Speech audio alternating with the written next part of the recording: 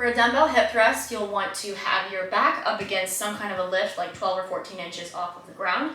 And whenever you are hinging off of that lift, you're gonna have your lower shoulder blades on top. So you wanna be actually hinging at this point of your back, not too high up, because you might feel a little bit of pressure in your low back. And if it's too low, you won't get enough of a glute squeeze, okay? So whenever you set your feet up, your heels should be about a hip's width wide, toes turned out slightly, and you're gonna keep your knees out. So don't let your knees fall in. Try to keep that distance between the knees. You'll place a dumbbell on top of your hips, and then as you're hinging, you're gonna hold onto that dumbbell. So usually it's good to have your hands here. I like to put my elbows here on the sides of the lift just to make sure it doesn't slide or whatever. You can always wedge this against the wall.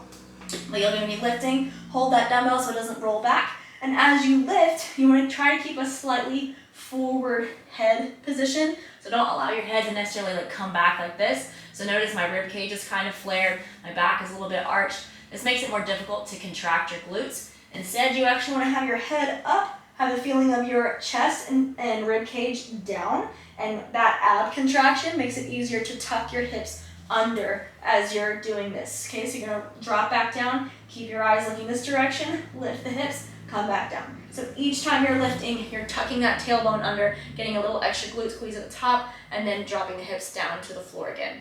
Now make sure that your feet are not too far away from you. As you lift, you should actually end up with your shins about perpendicular to the ground. So out here, once again, the lever is gonna be too long. You might start to feel it in your low back, but if it's too close in, you'll just feel it in your quads and in your knees, and it'll be more difficult to feel it in your glutes.